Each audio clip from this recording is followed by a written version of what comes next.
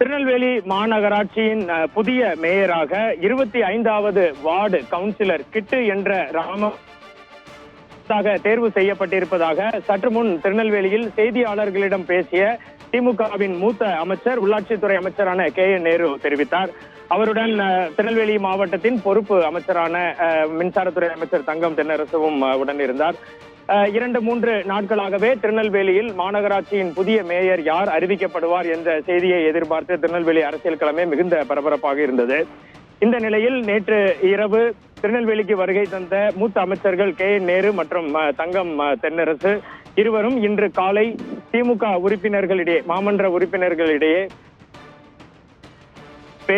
பேசிய பிறகு இந்த முடிவினை KN நேரு செய்தியாளர்களிடம் அறிவித்தார். திருநெல்வேலி மாநகராட்சியின் புதிய மேயர் வேட்பாளராக தேர்வு செய்யப்பட்டிருக்கும் கிட்டு என்ற ராமகிருஷ்ணன் 55 வயதானவர். இவர் திருநெல்வேலி மாநகராட்சியின் 25வது வார்டு திமுக கவுன்சிலராக இருக்கிறார்.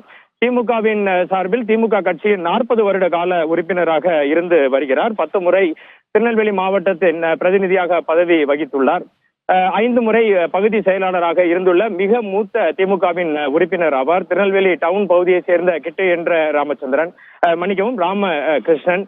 இவர் ஒருமனதாக தேர்வு செய்யப்பட்டதை அடுத்து நாளை காலை திருநெல்வேலி மாநகராட்சியில் நடைபெற இருக்கும் தேர்தலில் ஒருமனதாக கிட்டு என்ற ராமகிருஷ்ணன் அறிவிக்கப்படுவார் என்பது தற்போது உறுதியாகி இருக்கிறது.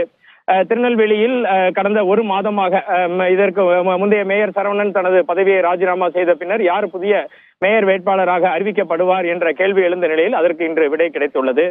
இதன் மூலம் புதிய மேயராக 25வது வார்டு கவுன்சிலர் திமுகவை சேர்ந்த கிட்டு என்ற ராமகிருஷ்ணன் அறிவிக்கப்பட்டுள்ளார். பானு, விவரங்களுக்கு நன்றி வனராஜ்.